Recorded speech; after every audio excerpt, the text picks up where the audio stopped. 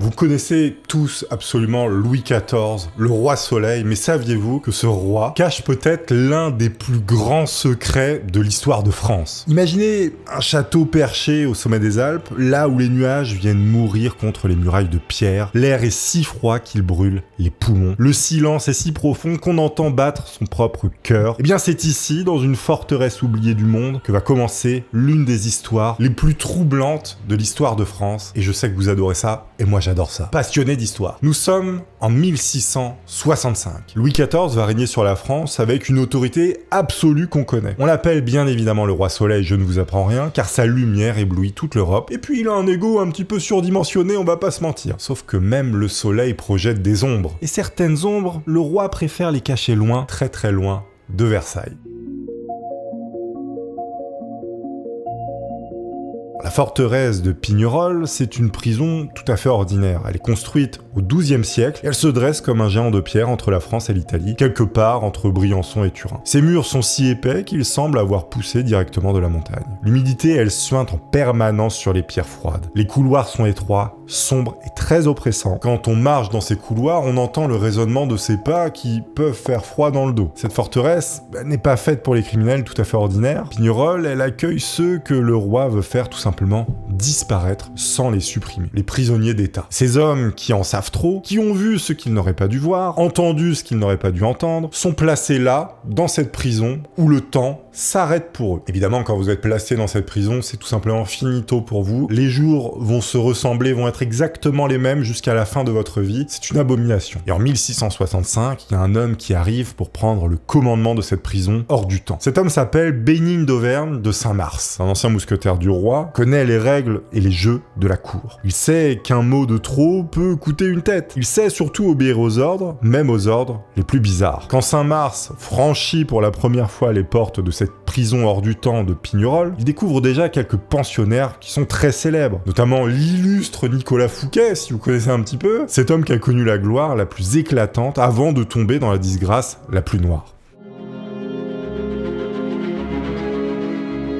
Alors Nicolas Fouquet, pour ceux qui connaissent pas, c'était pas n'importe qui. En 1661, il était le surintendant des finances du royaume. Faut imaginer qu'il gérait l'argent du roi, des millions et des millions de livres. Il était riche, puissant et admiré. Il avait fait construire un château magnifique à Vaux-la-Vicomte, tout ça avec des jardins absolument splendides, avec des salons dorés, etc. La richesse absolue. Le pote du roi. Un jour d'août 1661, Fouquet, il invite le jeune roi Louis XIV à une fête somptueuse dans son fameux château. Il veut l'impressionner, il veut montrer sa magnificence. Alors, impressionner le roi Louis XIV, bon, ça peut être compliqué, mais il essaye. Et ça va être une terrible erreur, parce qu'en découvrant les splendeurs de Vaux-la-Vicomte, Louis XIV, il comprend que, bien, son ministre, il vit mieux que lui. Il vit dans plus de luxe que le roi lui-même. Et rappelez-vous que Louis XIV avait un ego un petit peu gonflé. Bah, il est pas content. Pire que ça, Louis XIV se sent tout simplement humilié devant tout le monde. Et le roi, à ce moment-là, il va devenir dangereux. Et pour Monsieur Fouquet, ça sent le roussi. Parce que 3 semaines plus tard, Fouquet, il est tout simplement arrêté par le capitaine d'Artagnan, le vrai d'Artagnan, le mousquetaire, pas celui des romans. On l'accuse de détournement d'argent public. Le procès va durer 3 ans, 3 longues années où Fouquet se défend avec l'énergie du désespoir. Il va expliquer que tous les surintendants avant lui faisaient pareil, que c'était la règle du jeu. Mais absolument rien n'y fait. Louis XIV veut sa tête. Et finalement, en décembre 1664, Fouquet, il est condamné à l'emprisonnement à vie. Il a 49 ans et ne reverra jamais la liberté. Du coup, on va l'enfermer à Pignerol dans une cellule humide où le soleil n'entre presque jamais. Vous imaginez, il passe d'un château absolument incroyable à une cellule toute pourrave. Alors qu'il a juste profité du système comme absolument tous ceux d'avant. Aujourd'hui, les amis, c'est un petit peu pareil. Cet homme qui a connu les ors de Versailles va passer désormais ses journées entre 4 murs gris avec pour seule compagnie le bruit du vent dans la montagne. C'est à peine s'il y a des rats, tellement que l'endroit est inhospitalier. Mais il faut savoir que Fouquet n'est pas tout seul dans cette prison perdue au milieu des montagnes. Vous avez d'autres prisonniers qui partagent ce destin. Il y a le marquis de Lauzun, emprisonné pour avoir voulu épouser la grande mademoiselle, cousine du roi, sans permission royale. Il a tenté une petite approche de la demoiselle, il s'est fait attraper par la culotte. Il y a également des officiers compromis dans des complots mineurs, également des nobles qui ont trop parlé ou trop comploté. Chacun vit dans son coin sans pouvoir communiquer avec les autres. Saint-Mars, donc le nouveau gardien de cette prison, qui va arriver, il prend son travail très au sérieux. Il veut que ça tourne droit. Ça, non, ça file droit. Oui. Alors dès son arrivée, il met en place une discipline de fer. Chaque jour se déroule selon un programme extrêmement strict. Les repas vont arriver à heure fixe. Vous avez du pain, du vin, de la viande salée. Le linge est changé une fois par mois. Les gardes patrouillent jour et nuit. Rien n'est laissé au hasard. Ils sont surveillés en permanence. Mais surtout, Saint-Marc, il écrit. Chaque semaine, il envoie des lettres au ministre de la guerre. Et cet homme s'appelle François-Michel Letellier, qui est marquis de Louvois. C'est un personnage froid, méticuleux, obsédé par les détails. Entre le chef du gardien de la prison Saint-Mars et Louvois, ce ministre, va s'établir une correspondance très dense. Ils vont s'écrire beaucoup, quasiment tous les jours. Il faut savoir que ces lettres sont absolument fascinantes pour l'histoire de France. On a réussi à les retrouver et sont conservées précieusement aux archives nationales à Paris. On peut y lire encore aujourd'hui, 3 siècles et demi plus tard, des choses absolument fascinante. Ça parle des rations de nourriture, de l'état de santé des prisonniers, mais aussi les réparations à faire dans la forteresse et toutes les précautions à prendre pour pas qu'il y en ait un qui s'échappe. Le ministre Louvois, il envoie parfois une dizaine de lettres par jour. Autant vous dire qu'il fait que ça de ses journées, on sait pas trop pourquoi. Il va donner des ordres très précis, comme par exemple fouiller la cellule du prisonnier numéro 3, intercepter tous les courriers, doubler les gardes cette semaine, et même surveiller les conversations des soldats. Il ne faisait confiance à personne. On a quand même là-dedans des prisonniers de haut rang qui savent des choses et rien ne doit sortir. Et on peut pas non plus les buter, donc voilà, il reste là à pourrir. Mais il y a quelque chose de plutôt étrange, c'est que dans toutes ces lettres, certains prisonniers sont nommés clairement, notamment Fouquet-Lauzun, le lieutenant Dubreuil. Vous avez leurs noms qui apparaissent sans problème. Pourtant, il y a aussi des mentions plutôt mystérieuses, des allusions à un prisonnier dont on ne doit pas prononcer le nom, une espèce de Voldemort de la prison comme ça. Et il y a des instructions pour celui qui doit rester invisible, je cite. Il demande aussi des précautions extraordinaires, comme l'homme qu'il faut garder comme un trésor empoisonné, ce sont leurs mots. Mais alors qui est cet homme sans nom? En 1665, 1666 et 1667, personne ne le sait vraiment. C'est encore une ombre dans la correspondance officielle qui apparaît comme ça de manière disparate. C'est une énigme qui commence à prendre forme lentement. Il y a un personnage célèbre, on ne sait pas qui c'est, dans cette prison qui est enfermée. Juin 1669, il fait extrêmement chaud dans le nord de la France. À Dunkerque, vous avez un port stratégique sur la Manche, et il y a un homme qui est arrêté là-bas. C'est un valet, un simple domestique, il ne porte pas d'épée, n'a pas de titre de noblesse. Apparemment, vu comme ça, il représente aucun danger, c'est un mec lambda. Et pourtant, les ordres qui accompagnent son arrestation sont absolument extraordinaires. Vous avez le capitaine Alexandre de Vaurois, commandant de la garnison, qui reçoit des instructions directes de Louvois, ce fameux ministre de la guerre, qui parlait avec le gardien de la prison. Cet homme doit être conduit à Pignerol, tout ça dans le plus grand secret. Donc on envoie simple valet arrêté à Dunkerque, dans l'une des prisons les plus sécurisées de France, voire d'Europe. Et personne ne doit savoir qui il est, et personne ne doit également entendre son nom. Le voyage va durer plusieurs semaines, il faut traverser toute la France, du nord jusqu'aux Alpes pour rejoindre la prison. Le prisonnier voyage sous escorte armée, avec une voiture fermée. On évite les grandes villes, on prend les chemins détournés, et fin août 1669, après un périple épuisant, le convoi arrive enfin à la prison de Pignerol. Le 19 juillet 1969, le ministre de la guerre Louvois va écrire au gardien principal de la prison, Saint-Mars, une lettre qui fait plutôt froid dans le dos. Elle est encore conservée aujourd'hui aux archives militaires de Vincennes. Voici ce qu'elle dit en substance. Je cite: « Le capitaine de Vaurois vous amènera un prisonnier nommé Eustache d'Auguerre, ou d'Augère. C'est un valet. Vous devez le placer dans une cellule isolée, loin des autres. Vous lui fournirez tout le nécessaire pour vivre, du linge propre, des repas convenables, de quoi lire la Bible. Mais vous interdirez formellement qu'il reçoive la moindre visite. Il ne doit parler à personne. Personne ne doit savoir qu'il est là. Si jamais il essaye de parler d'autre chose que ses besoins immédiats, vous le menacerez de mort. Tout simplement. Il doit rester complètement muet. Il doit simplement parler du fait qu'il veuille aller aux toilettes, se laver ou manger. C'est tout. Sinon, c'est pendouillette. Là, on peut se demander, mais qui est ce fameux Eustache d'Augère, d'Auger? Pourquoi un domestique ordinaire mérite-t-il un traitement aussi extraordinaire? C'est peut-être à ce moment-là que l'un des mystères les plus incroyables de l'histoire de France commence vraiment.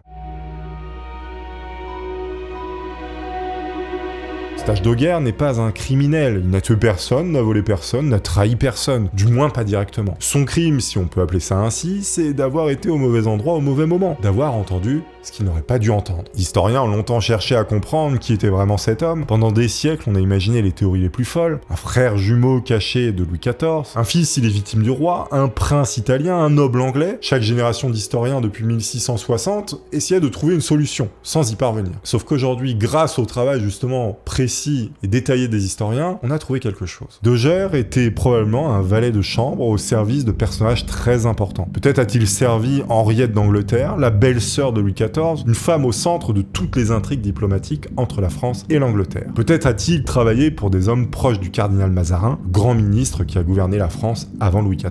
Eh bien, dans ces deux cas, on sait que ce valet a eu accès à des secrets d'État. Et ça, c'est pas bon pour votre liberté si vous en savez trop. Il a porté des lettres scellées, il a vu des documents confidentiels, peut-être même entendu des conversations qu'il n'aurait pas dû entendre, comme par exemple des conversations sur un traité secret entre la France et l'Angleterre, des choses qui peuvent vous mener à l'échafaud ou à la prison, alors que vous avez rien fait. Par exemple, pour ce traité qui a été signé en 1670 à Douvres, eh bien c'est l'un des accords les plus scandaleux du XVIIe siècle. Louis XIV va promettre de l'argent à son cousin Charles II, roi d'Angleterre. En échange, Charles II s'engage à convertir l'Angleterre au catholicisme et à soutenir la France dans ses guerres. Si cet accord est révélé, ça va être la guerre dans toute l'Europe. Faut imaginer que le mec achète tout simplement la conversion d'un pays entier. À l'époque, c'était un délire, quoi. C'était inimaginable, donc ça devait rester secret. Notre fameux valet emprisonné, il a probablement joué un rôle dans ces échanges secrets. Peut-être porter les lettres chiffrées entre Paris et Londres. Il a vu des choses, et maintenant, il faut le faire taire. Définitivement. Sauf que Louis XIV, eh bien, c'est pas vraiment un tyran sanguinaire. Il va pas le faire tuer, il va choisir quelque chose de plus subtil, de plus terrible, le faire disparaître vivant, comme on a vu.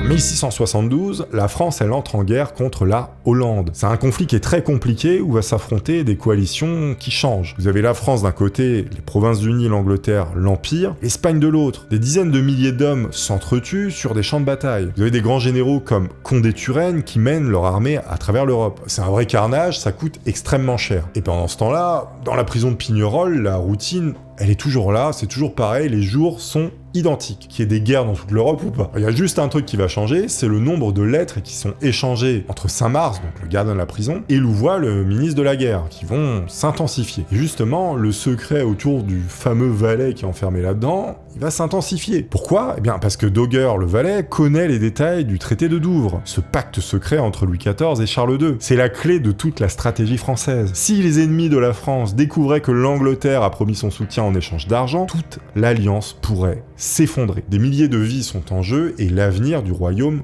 aussi. À ce moment-là, on va donc doubler la garde autour de la cellule de Dogger, le valet. La situation de Dogger, elle devient de plus en plus absurde. Bon, il est toujours relativement bien traité, c'est-à-dire qu'il reçoit de la nourriture, des livres, etc. Mais il ne doit parler à personne, ne peut même plus assister aux messes avec les autres prisonniers. Il vit en isolement total, comme s'il était mort pour le monde extérieur. Pendant ce temps, Nicolas Fouquet, lui, qui est enfermé dans une autre cellule, il va garder d'autres privilèges. En 1672, on autorise sa femme, Marie-Madeleine, de Castille, à lui écrire. Il faut savoir que durant des années, il avait même pas pu lui envoyer une lettre. Évidemment, les lettres, elles sont complètement censurées et vérifiées, on laisse pas dire n'importe quoi. Chaque mot est lu par Saint-Marc avant d'arriver à destination, mais au moins Fouquet peut maintenir un lien avec le monde extérieur. On peut savoir que sa famille pense à lui et qu'il n'est pas complètement oublié ou pensé mort. Évidemment, Dogger, lui, il n'a le droit à absolument rien. Personne ne lui écrit, personne ne sait qu'il existe. Il a été tout simplement effacé de la terre.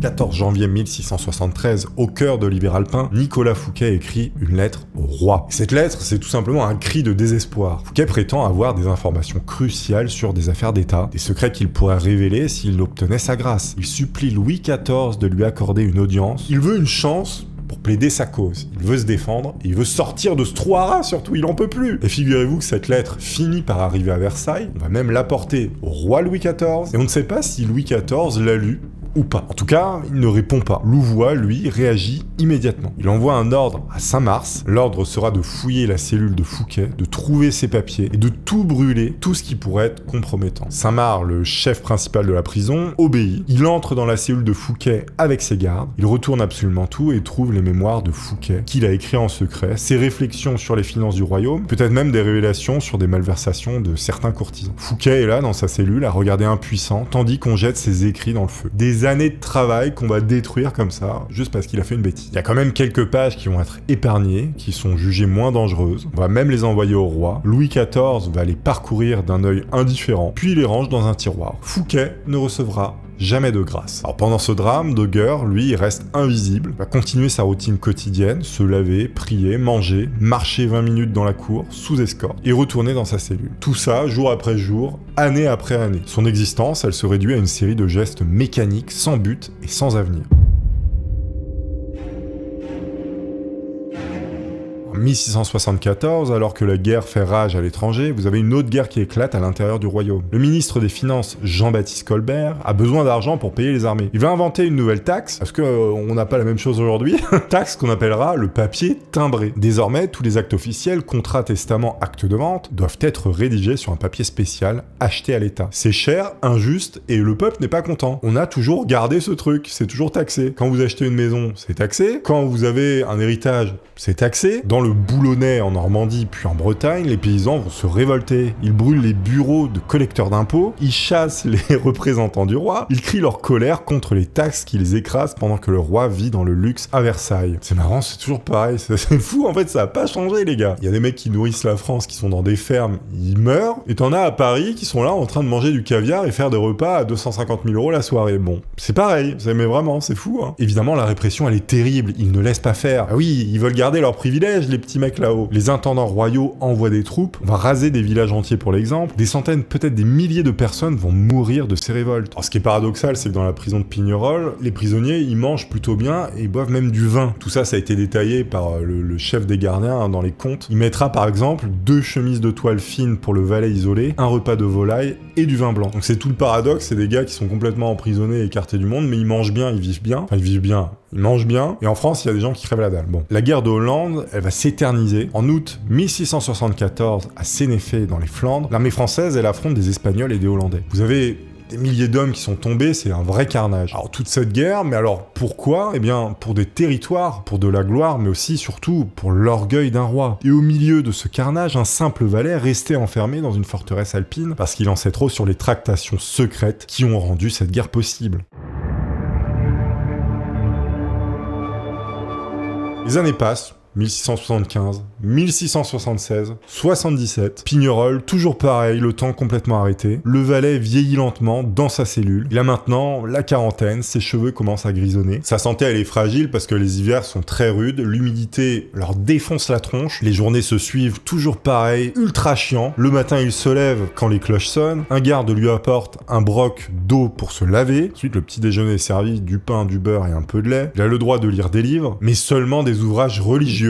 Ça doit être passionnant. Vers 10h, si le temps le permet, on l'emmène faire une promenade quotidienne. 30 minutes, pas plus. Il n'a pas le droit de se rapprocher des murs, il n'a pas le droit de lever les yeux vers les autres bâtiments. Il ne doit croiser personne. Vous avez le tableau. Une fois fini, il est renvoyé dans sa cellule, et ça recommence. Bon, là, vous avez le déjeuner qui va arriver vers midi, et Saint-Mars, donc le chef, il veille personnellement à ce que le repas soit correct. Non par bonté, mais sur ordre du roi. C'est-à-dire que le roi a dit, il faut bien nourrir ce valet lambda. Il faut pas qu'il meure de faim, il faut bien le soigner quand même. Le roi a même dit qu'il faut que Dogger doit rester en bonne santé. Le valet lit toute la journée, ou alors il regarde son plafond de cellule. Autant vous dire qu'il s'embête au plus haut point. Le soir après le dîner, la nuit va tomber vite dans les montagnes. On lui apporte une chandelle pour voir dans l'obscurité. Il va continuer à lire jusqu'à ce que ses yeux se fatiguent. Il s'allonge ensuite sur son lit étroit et essaie de dormir. Parfois il fait des cauchemars, il rêve qu'il est libre, qu'il marche dans une ville, parle à des gens, sauf qu'il se réveille et réalise que ce n'était qu'un rêve. Il est toujours prisonnier et le sera probablement jusqu'à sa mort. Pendant ce temps, les autres prisonniers à Pignerol ont des destins différents. Par exemple, Nicolas Fouquet, malgré son âge avancé et sa santé déclinante, va garder un certain prestige. En 1677, on autorise sa fille à lui rendre visite. Faut savoir que c'est un événement exceptionnel, il y a quasiment jamais personne qui était venu rendre visite à quelqu'un là-dedans. La jeune femme fait le long voyage depuis Paris jusqu'aux Alpes. Elle entre dans la cellule de son père et le trouve vieilli, affaibli, mais toujours digne. Ils vont passer quelques heures ensemble sous la surveillance des gardes. Elle va lui raconter ce qui se passe à Paris, les mariages, les naissances dans la famille, les nouvelles de la cour. Évidemment, Fouquet, là, il boit les paroles parce que c'est la première fois qu'il a quelqu'un qui lui rend visite, surtout sa fille. Évidemment, ces quelques heures de contact avec quelqu'un de sa famille, c'est comme de l'or pour lui. Évidemment, quand sa fille repart, Fouquet, il pleure. Il sait qu'il la reverra probablement jamais. Évidemment, le valet Dogger, lui, il n'a le droit à rien de tout cela. Personne ne vient le voir, personne ne lui parle. Il est seul, absolument seul. Mais à partir de 1675, les archives vont mentionner quelque chose de très étrange. Dogger devient le valet de Fouquet. Cela peut sembler très bizarre. Vous avez un prisonnier qui en sert un autre, ça paraît étrange. Alors d'après Saint-Mars, donc le gardien de la prison, c'est tout à fait normal. Fouquet a besoin d'aide pour les tâches quotidiennes parce qu'il vieillit, qu'il est malade. Et Dogger, qui est après tout un valet de métier, autant qu'il soit utile. Mais attention, parce que même dans ce service, le valet ne doit pas parler à Fouquet. C'est-à-dire qu'il doit le servir, lui apporter sa bouffe, le laver, mais ils ne doivent jamais échanger, sous peine de mort. Hein. Si Nicolas Fouquet pose une question au valet, le valet doit rester muet. Faut imaginer la scène, vous avez deux hommes dans la même pièce, l'un servant l'autre, pendant des heures, et aucun mot échangé. Juste le silence, le bruit des gestes, le froissement des vêtements, le choc des assiettes posées sur une table. En 1678, enfin, la guerre de Hollande va se terminer. Après 6 ans de combats sanglants, les belligérants vont se réunir dans la ville de Nimègue, aux Provinces-Unies, pour négocier la paix. Les discussions vont durer des mois, chaque camp essaie d'obtenir le maximum d'avantages. Finalement, entre août et décembre 1678, une série de traités vont être signés. La France sort victorieuse de cette guerre, elle gagne la Franche-Comté, qui est une belle province à l'est. Elle obtient aussi plusieurs places fortes dans le nord, mais aussi aux frontières des Pays-Bas espagnols. Louis XIV, il est très content parce que là, son royaume, il est plus grand et plus puissant que jamais. Sauf que cette victoire, elle a un prix. La guerre, elle a coûté évidemment des fortunes, elle a fait des dizaines de milliers de morts, et surtout, elle a créé une coalition anti-française qui va durer des décennies. Tous les pays européens commencent à avoir peur de la France. Ils se disent qu'il faudrait peut-être arrêter Louis XIV avant qu'il ne devienne trop puissant. Ce fameux traité de Douvres qui va lier Louis XIV à Charles II d'Angleterre va rester enfoui sous ces négociations officielles. Si les autres pays découvraient son existence, ils comprendraient que Louis XIV a tout simplement acheté la neutralité anglaise. La confiance serait rompue, et là, ce serait vraiment une catastrophe. Et voilà pourquoi le valet doit absolument rester enfermé et silencieux. La paix dans toute l'Europe, elle repose sur son silence. Mais alors, pourquoi on le supprime pas tout simplement ? Bien, on va peut-être essayer de comprendre. À Pignerol, les comptes continuent de détailler l'entretien du prisonnier anonyme. Il est indiqué « provision pour le prisonnier sans nom, chandelle, savon, linge ». Il n'a jamais d'encre, jamais de papier pour communiquer, évidemment, ça ne change pas. L'historien américain Paul Sonino, qui a passé des années à étudier cette affaire, va résumer la situation ainsi. Le valet n'était pas dangereux en lui-même, c'était ce qu'il savait qui était dangereux. Et dans le jeu politique du XVIIe siècle, un secret vaut parfois plus qu'une armée. C'est en août 1679 que tout va changer. Il y a un nouveau prisonnier qui arrive à Pignerol, il s'appelle Ecrol Antonio Mattioli. Vous l'avez deviné, c'est un Italien, notamment un diplomate. C'est un homme rusé et très vénal, il aime l'argent. Faut savoir qu'il a trahi Louis XIV en vendant des informations secrètes au duc de Savoie. Évidemment, le roi Louis XIV, il est pas content qu'on le trahisse, il fait envoyer cet homme à Pignerol. La forteresse, elle est pas si grande, les prisonniers, ils peuvent parfois s'apercevoir les uns les autres, et même de loin. Et surtout, Mattioli, il pourrait reconnaître Dogger, le valet qu'on veut cacher de tous. Après tout, ils ont tous les deux évolué dans les cercles diplomatiques. Et ils se connaissent très probablement. Si Mattioli voyait le valet, il pourrait comprendre qui il est, pourquoi il est là, le secret serait compromis. Louvois, le ministre de la guerre, il doit trouver une solution à ce problème-là, il sent qu'il y a quelque chose de dangereux. Il va donc envoyer une lettre à Saint-Mars, le gardien principal, avec un ordre extraordinaire. Dans cet ordre, il sera marqué « Nous devons fabriquer un masque pour le valet Dogger, un masque de fer qui couvrira entièrement son visage, personne ne doit le reconnaître. » Comme vous l'aurez compris, c'est là que va naître la fameuse légende du masque de fer, qui n'est pas une légende finalement puisqu'il a existé. Donc ce masque n'est pas un masque ordinaire. Les artisans locaux reçoivent des instructions très précises. Il doit être fait de velours noir, doux au toucher pour ne pas blesser la peau. Il doit être renforcé par des barres métalliques légères pour tenir en place. Il doit avoir des ouvertures pour les yeux, le nez et la bouche. Il doit permettre de respirer facilement, de boire, même de manger sans l'enlever. C'est un objet étrange, voire fantastique. Une sorte de cage, mais seulement pour le visage. Une prison dans la prison. Le masque arrive finalement à la prison, il est livré, et on le pose sur le visage de Dogger pour la première fois. Le velours lui colle à la peau, le métal lui serre les tempes, sa vision se réduit à 2 petites ouvertures. Et là, il ne peut même plus toucher son propre visage. Le gars avait déjà une vie absolument abominable, ça le devient encore plus. Les ordres du ministre de la guerre sont draconiens. Dogger devra porter ce masque chaque fois qu'il sort de sa cellule, chaque fois qu'un garde entre pour lui apporter ses repas, et chaque fois que Saint-Mars vient l'inspecter. Le masque devient une partie de lui-même, il doit vivre avec. Et il y a même encore pire, parce que chaque fois qu'on entendra le mot Dogger, le nom de Dogger, quiconque osera le prononcer sera pendu immédiatement. Pas de procès, pas d'appel, la mort tout simplement si on prononce son nom. Et donc le prisonnier au masque de fer est né. Alors ce n'est pas vraiment un masque de fer, comme la légende le dira plus tard, c'est plutôt un masque de velours et de métal léger. Sauf que l'effet il est le même. Dogger devient un fantôme vivant, un homme sans visage. Apparemment le gars ne pouvait même plus se gratter le nez, c'était une situation absolument abominable. Manger devient une épreuve, faut glisser la nourriture par l'ouverture de la bouche en tâtonnant, boire devient difficile, le vin coule parfois sur le velours, tout ça s'imprègne dans le velours, ça commence à sentir mauvais, c'est une calamité. Les gardes commencent même à avoir peur de lui parce qu'ils voient tout simplement une espèce de fantôme avec un masque. Ils murmurent entre eux des histoires terrifiantes. Qui est cet homme? Qu'a-t-il fait de si terrible pour mériter ça? Parce que même les jeunes gardes, ils sont pas au courant de qui il est.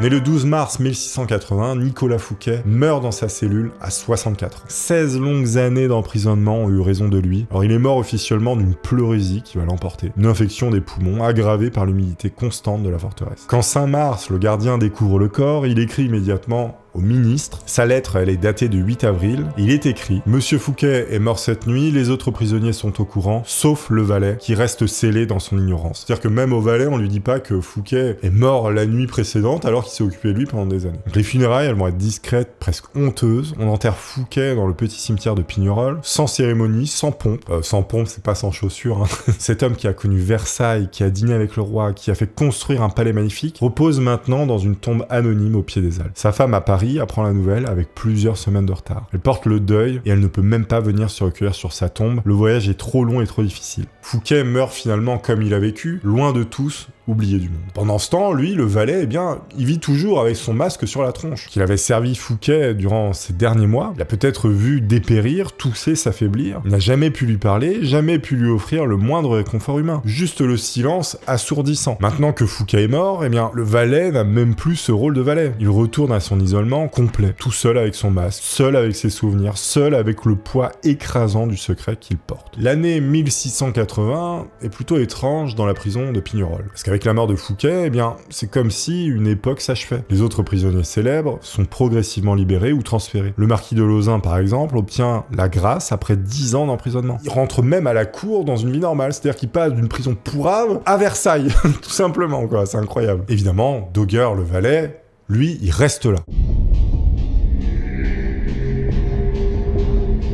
1681, Saint-Mars, donc le chef des gardiens, il va recevoir une nouvelle affection. Le roi va le nommer gouverneur du fort d'Exil, qui est une autre forteresse alpine qui est située un petit peu plus au sud de Pignerol. C'est une promotion parce que cette prison, elle est encore plus petite, encore plus isolée que Pignerol, et c'est un poste où on demande encore plus de confiance, parce qu'il y a des gens peut-être encore plus dangereux là-dedans. Saint-Mars, il va accepter cette promotion avec fierté. Sauf qu'il y a un problème, évidemment. Qu'est-ce qu'on va faire des prisonniers? Certains vont rester à Pignerol, confiés à son successeur, sauf que Dogger, le valet, lui, il doit suivre Saint-Mars. Le secret, il est beaucoup trop important. On peut pas le confier à quelqu'un d'autre comme ça. On va donc organiser le transfert de ce prisonnier incroyable de la prison de Pignerol, moins de la forteresse de Pignerol, vers la forteresse d'Exil. On va choisir le mois de mai pour le transfert, quand les cols alpins sont praticables avec la fonte des neiges. Le convoi se prépare pendant des semaines. Évidemment, il faut prévoir de la nourriture, des relais et une escorte armée. Le 19 mai 1681, le convoi se met en route. Saint-Mars a décidé de voyager de nuit pour éviter les regards curieux.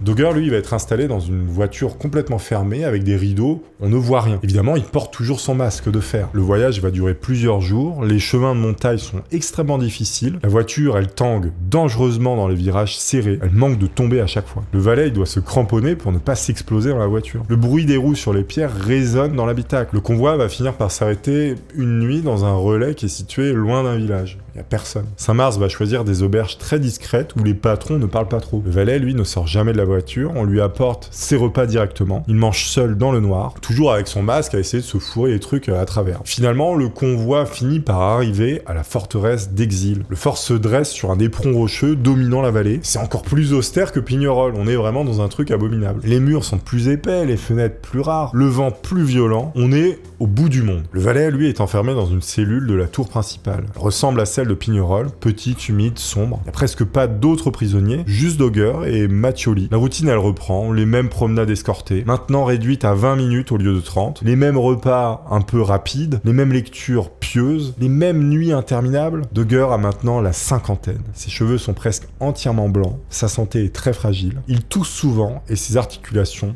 grince. Les années qui vont passer là-bas sont peut-être les plus difficiles de toute sa vie. Saint-Mars, lui, continue sa correspondance méticuleuse avec Paris, notamment avec le ministre. En 1682, il va même écrire « Mes deux prisonniers n'ont aucun commerce entre eux. L'un, Mattioli, l'autre, donc le valet Dogger, endure en silence comme un fantôme résigné. » 6 ans passent dans la forteresse d'exil, 6 ans de silence et d'abomination, mais aussi de froid et de solitude. Puis en 1687, Saint-Mars reçoit une nouvelle nomination. Cette fois, c'est le poste de gouverneur de l'île de Sainte-Marguerite, au large de Cannes, sur la Méditerranée. Alors c'est une belle promotion, l'île elle est plus clémente, le climat est plus doux. Pour Saint-Mars, c'est une récompense pour ses longues années de service fidèle. Encore une fois, il doit emmener ses 2 prisonniers là-bas, avec lui. Le prisonnier masqué est devenu en quelque sorte son ombre, son fardeau personnel. Où que Saint-Mars aille, il doit l'emmener. Le transfert de 1687 est le plus long et le plus compliqué de tous, parce qu'il faut descendre les Alpes jusqu'à la côte méditerranéenne, des centaines de kilomètres à travers des régions où la guerre a laissé des traces récentes. Les routes sont parfois dangereuses, infestées de brigands. Je vous rappelle que c'est pas comme aujourd'hui, enfin, il n'y avait pas des routes bétonnées, bituminées, nées sur un périple style Seigneur des Anneaux, c'est-à-dire que tu partais, tu savais pas si t'allais arriver vivant. Cette fois-ci, le trajet se fait de jour, mais Dogger reste enfermé dans sa berline close. Encore une fois, tous les soirs, on s'arrête dans des relais très discrets. On sait même ce qu'ils ont mangé parce que tout ça a été écrit. Par exemple, du pain pour 3 jours, des vins pour le prisonnier et de la viande séchée. Le voyage va durer près d'1 mois, tout ça à travers des régions magnifiques, notamment les gorges du Verdon, les collines de Provence couvertes de lavande. Mais lui, Dogger, évidemment, il ne voit rien. Pour lui, ce voyage n'est qu'une succession de chaos, de bruit et d'inconfort. Mentalement, on peut se demander comment il a tenu. Et enfin, le 30 avril 1687, le convoi arrive enfin à Cannes. Et de là, il faut prendre un bateau pour rejoindre l'île de Sainte-Marguerite, qui est visible au large, comme un gros rocher planté dans la mer. C'est la première fois depuis près de 20 ans que Dogger voit la mer. À ce moment-là, la traversée entre Cannes et l'île va durer qu'une trentaine de minutes, c'est rapide. Dogger ne se plaint pas, malgré qu'il n'ait jamais navigué. Il a probablement le mal de mer, mais il ne dit rien, il reste dans son silence absolu. De toute façon, il n'a pas le choix, parce que s'il commence à parler, il va avoir des problèmes. Alors l'île de Sainte-Marguerite, elle est toute petite, elle est couverte de pins et de maquis méditerranéens. Le fort royal où Dogger sera enfermé se dresse sur la côte nord, face au continent. C'est une construction massive avec des remparts épais qui plongent directement dans la mer. On va installer le valet dans une cellule au premier étage. Elle a une fenêtre, une vraie fenêtre avec des barreaux, mais qui laisse entrer la lumière du soleil, comparé à ce qu'il avait avant où c'était quasiment enfermé. De sa fenêtre, il peut apercevoir la mer, les vagues qui se brisent contre les rochers, mais aussi les mouettes qui tournent autour du fort en criant. Au loin, il voit même les collines de Provence. Il voit que le monde existe encore.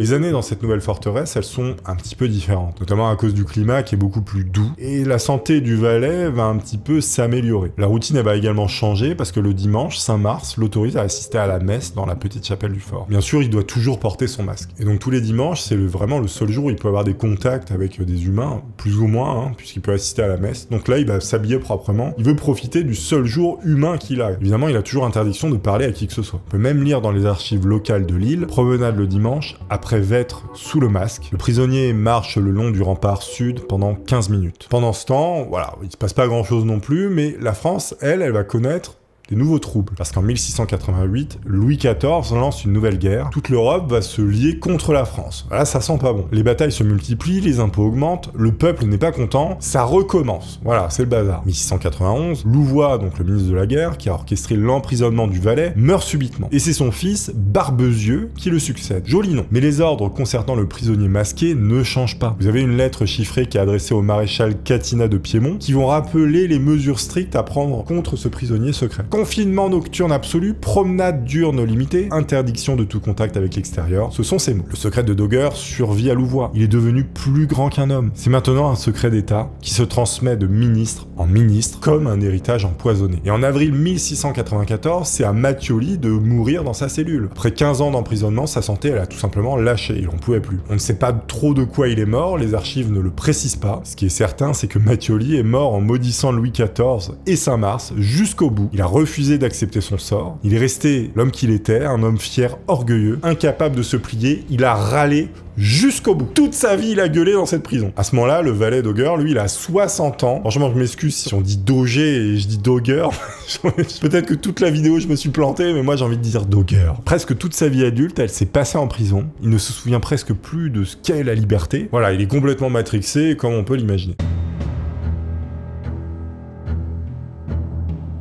1698, Saint-Mars reçoit la consécration ultime de sa carrière. Il va être nommé gouverneur de la Bastille, la prison d'État de Paris. Faut savoir que c'est le poste le plus prestigieux pour un geôlier. C'est le top du top des gardiens de tôle. Faut savoir que la Bastille n'est pas une prison ordinaire, c'est un symbole, un lieu mythique où sont enfermés les ennemis du roi, les conspirateurs, les libertins scandaleux comme on les appelle. Saint-Mars, donc ce gardien, il a actuellement 73 ans, qui a un âge extrêmement avancé pour l'époque. C'est un vieil homme fatigué, marqué par des décennies passées à surveiller des prisonniers. Il va quand même accepter ce dernier défi, c'est-à-dire que la retraite à 67 ans, c'est non. Évidemment, il doit emmener avec lui l'homme au masque de fer. Donc là, il y a un énorme trajet à faire. Je vous rappelle qu'on est sur une île au large de Cannes, faut retourner à Paris. C'est un bordel. En 1698, le plus long transfert et le plus complexe de tous va se mettre en place. Faut remonter la Méditerranée jusqu'à Paris, des centaines de kilomètres à travers un royaume épuisé par les guerres, où les routes sont en mauvais état et les auberges extrêmement rares, mais aussi il y a des tueurs partout. Je vous rappelle qu'on envoyait en pèlerinage les prisonniers depuis Paris. C'était une punition. On disait, tu vas faire le pèlerinage, voilà, je crois jusqu'en Espagne, ou enfin jusqu'à Compostelle, parce qu'on savait que sur le trajet, les mecs allaient se faire buter.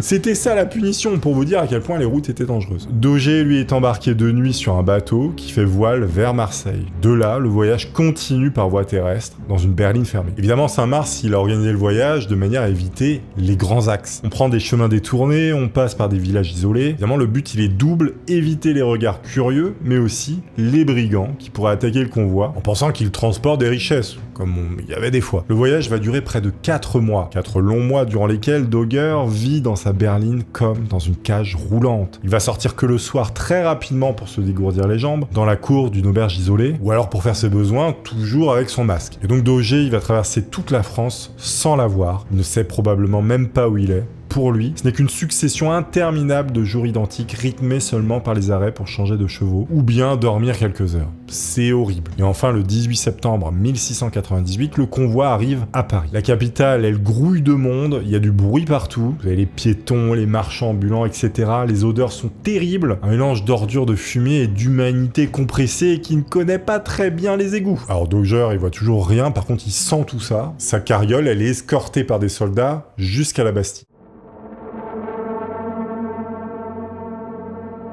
La Bastille, elle se dresse au cœur de Paris comme une montagne de pierre. Ses 8 tours dominent le quartier Saint-Antoine. C'est une prison, mais c'est aussi le symbole du pouvoir royal. Parce qu'être emprisonné à la Bastille, c'est être remarqué par le roi lui-même. C'est être jugé important et dangereux. Le 19 septembre 1698, Dauger entre dans la Bastille. Le lieutenant du Junca, ou du Junca, je sais pas comment on prononce, il tient un journal intime, détaillé de tout ce qui se passe dans la prison. Il va noter cet événement. Ce jour, à 3h de l'après-midi, est arrivé le prisonnier ancien de Pignerol, toujours couvert du masque. Parce que ça fait presque 20 ans que le valet porte ce masque. 20 piges. Le masque, il a presque fusionné avec lui. On va installer Dauger dans une cellule du 3e étage de la tour de la Bertaudière. Une cellule qui est relativement confortable pour l'époque. Elle a une cheminée, ce qui est très rare. Les murs sont épaisses, qui gardent la chaleur en hiver. Il y a une fenêtre avec des barreaux qui donnent sur la cour intérieure de la prison. En fait, il bénéficie d'un confort qu'il n'avait pas avant. C'est quand même mieux que les cellules qu'il avait dans ses autres bastilles. Enfin, dans ses autres forts prisons. Les repas sont même bien meilleurs qu'avant. On lui sert de la viande fraîche, du poisson, des légumes et du bon vin. Son linge est régulièrement changé, il est propre, et on lui fournit des bougies de qualité pour lire le soir. Il a ce traitement parce que, comme on a vu, la Bastille, c'est une prison finalement pour riches. Et les détenus, ils sont bien traités tant qu'ils posent pas de problème. S'ils commencent à faire un peu le bazar, là, voilà, ils ont plus tout ça. Et Dauger n'a jamais causé le moindre problème. Donc il bénéficie de tous les avantages. Sauf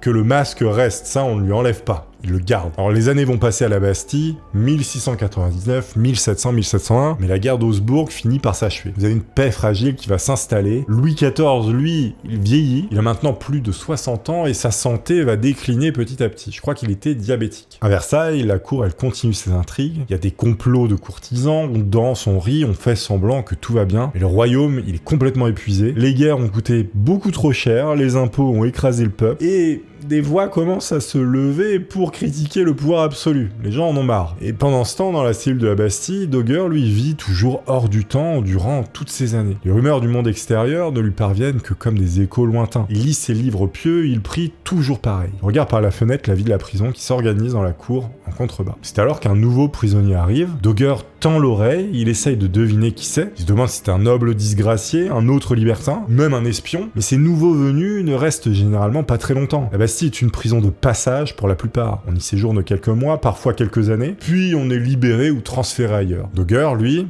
il reste, il ne bouge pas. Évidemment, il y a des bruits qui vont commencer à courir, des chuchotements sur le prisonnier masqué. Parce que les gens l'ont aperçu, ils voient un gars avec un masque comme ça au loin derrière des barreaux. Alors, on se demande qui il est, parce que c'est un bâtard, c'est-à-dire un fils illégitime du roi. Pourquoi un tel secret? Et en fait, les courtisans, ils vont inventer des histoires complètement incroyables. D'autres pensent que c'est un prince étranger, d'autres pensent qu'il détient le secret de la pierre philosophale. Carrément. Évidemment, rien de tout ça n'est vrai, mais les légendes sont plus attrayantes que la réalité. Parce qu'un valet qui en sait trop finalement sur les traités diplomatiques, eh bien c'est banal. Et un prince masqué enfermé par un roi jaloux, c'est quand même plus romanesque. Il y a un jeune garçon de la haute société parisienne qui entend parler de cette légende. Le garçon s'appelle François-Marie Arouet. Il se fera bientôt connaître sous le nom de Voltaire. Ces histoires mystérieuses vont le fasciner. Des années plus tard, il les transformera en légende, ajoutant évidemment ses propres inventions. En 1703, Dogger a environ 66 ans, c'est un vieil homme maintenant, ses cheveux sont tout blancs, son dos est voûté, ses mains tremblent légèrement, sa santé elle va décliner rapidement ces années-là, il va tousser beaucoup, il y a de la fièvre, les médecins de la Bastille viennent pour l'examiner, toujours en respectant le protocole bien sûr, se taire, ne rien dire. Le masque évidemment ne doit jamais être retiré, même devant les médecins. Comment peut-on soigner un homme sans même le voir? Tout ça est absurde, mais c'est la règle et les médecins font de leur mieux. En novembre 1703, il est clair que la fin est proche, le valet le sait, il le sent, son corps commence à l'abandonner progressivement. Il a de plus en plus de mal à respirer. La nourriture ne passe plus quand il essaie de manger. Il est la plupart du temps dans son lit allongé. Il n'arrive même plus à se lever. Et c'est le 19 novembre 1703, vers le milieu de l'après-midi, que Dogger va mourir. 34 ans, 4 mois et 23 jours après son arrestation à Dunkerque, il s'éteint dans sa cellule de la Bastille. Il meurt seul comme il a vécu toutes ces années, seul avec son masque. Quand les gardes découvrent son corps, ils avertissent immédiatement Saint-Mars, qui lui est aussi également vieux. Le vieux gouverneur vient également constater le décès. Il regarde le corps frêle, masque qui couvre encore le visage du mort. On ne sait pas ce qu'il a ressenti à ce moment-là, toutes ces années à passer à côté de cet homme qui était complètement oublié du monde, est mort tout simplement ici. Les ordres pour l'après-mort sont aussi stricts que ceux qui ont régi sa vie, parce que le lendemain, le 20 novembre, Dogger est enterré au cimetière Saint-Paul, une petite église près de la Bastille. Mais attention, pas sous son vrai nom. On l'inscrit dans le registre sous le nom de Marchioli, un pseudonyme qui a été inventé de toutes pièces. Il doit rester anonyme. Et donc, même mort, Dogger n'a pas le droit à la dignité. Mais ce n'est pas fini, parce que tous ses effets personnels, ses vêtements, ses livres, son mobilier, et bien sûr son masque, sont rassemblés dans la cour de la Bastille. Et on y met le feu. Tout est détruit. On ne veut laisser aucune trace du matériel existant. Vous avez même les murs de sa cellule qui sont lessivés à la chaux. On y met plusieurs couches pour s'assurer qu'aucun message caché, aucune inscription ne survive. Si Dogger a gravé aussi quelque chose dans la pierre pendant ses 5 années à la Bastille, tout doit disparaître sous la chaux. En voulant cacher toute la vie de cet homme, eh bien on a créé de l'engouement autour de ça, et on a même créé la plus grande énigme de l'histoire de France, l'une des plus grandes. Je crois que c'est l'effet Barbara Streisand, enfin un truc comme ça, il me semble, il y a un effet comme ça. C'est-à-dire que plus on interdit ou plus on cache quelque chose, plus les gens vont aller vers ce truc. Barbara Stranger Things, non peut-être pas. Saint-Mars, lui, le gardien, il meurt 5 ans plus tard, en 1708. Il a 83 ans. Sur son lit de mort, il fait brûler toutes ses lettres personnelles. Les secrets qu'il connaît meurent avec lui. On a retrouvé quelques lettres, c'est pour ça que voilà. Le mystère du prisonnier masqué ne meurt pas, au contraire, il grandit, s'intensifie. Mais surtout, il va un peu se transformer. Parce qu'en 1751, Voltaire va publier son livre « Le siècle de Louis XIV ». Il y consacre un chapitre au prisonnier masqué. Mais Voltaire romancier va l'emporter sur Voltaire historien. Il va inventer une théorie sensationnelle. Le prisonnier masqué serait un frère jumeau de Louis XIV, enfermé pour éviter une guerre de succession. Sauf que c'est complètement faux. Aucun document historique ne soutient cette thèse. Mais c'est tellement romanesque que tout le monde va y croire. Et la légende, finalement, elle va naître de là. Au 19e siècle, Alexandre Dumas va s'emparer de l'histoire dans le Vicomte de Bragelonne, je suis désolé, le dernier tome de la saga des Mousquetaires. Il va reprendre l'idée du jumeau royal. Son récit, il est magnifique, palpitant et émouvant. Mais ce n'est qu'un roman, c'est pas la réalité historique. C'est un peu comme le Da Vinci Code, c'est-à-dire que les gens ont lu le livre ou ont vu le film, eh bien ils vont croire à cette version, une descendance de Jésus, voilà, par une histoire complètement rocambolesque. Ça n'a aucun pilier historique vraiment réaliste. Mais bref, la légende, elle continue de grossir. On écrit des pièces de théâtre, des opéras, des poèmes sur le prisonnier masqué. Chaque auteur ajoute ses propres détails. Le masque de velours devient un masque de fer. L'emprisonnement de 34 ans devient une vie entière. Le valet devient un prince. Au XXe siècle, les historiens sérieux commencent à démêler la légende de la réalité. Ils fouillent les archives, ils retrouvent les lettres de Louvois, ils reconstituent le parcours du valet, et peu à peu, la vérité elle va émerger. C'est en 2016 que l'historien américain Paul Sonino publie une enquête monumentale où preuves et archives à l'appui, et il va démontrer montrer que l'homme au masque de fer n'était finalement qu'Eustache d'Auguerre, un simple valet happé malgré lui par les rouages impitoyables de la diplomatie secrète. Mais même après ces révélations, le voile du mystère semble à peine levé. Qui pouvait vraiment imaginer que la destinée d'un homme ordinaire devienne le symbole éternel d'un secret d'État? Et tandis que les chercheurs scrutent encore les lettres et registres d'archives, l'ombre du valet continue de glisser entre les pages de l'histoire. Insaisissable, insubmersible, comme si le masque lui-même refusait de tomber. Finalement, la légende a pris un petit peu le dessus par rapport à la réalité, comme bien souvent. C'est comme pour la vidéo Dracula, on avait vu que ça descendait d'un empereur qui était complètement fou. Tout ça a été modifié maintes et maintes fois pour arriver au personnage de Dracula. Et bien là, on est un peu dans le même cas, mais pour la France, avec le masque de fer. Histoire incroyable, n'est-ce pas? J'espère que vous aurez apprécié cette histoire, cette page de l'histoire de France. En tout cas, moi, je trouve ça vraiment hyper intéressant. Il y a tellement de choses à dire. J'espère que vous aurez appris des choses et que vous aurez aimé. Merci à tous. N'oubliez pas de liker, vous savez, ça soutient la chaîne. Je vous invite à aller regarder encore une fois, comme d'habitude, ce petit vidéogramme composé par nos soins. Et je vous dis à la prochaine. Merci à tous, les amis. Au revoir.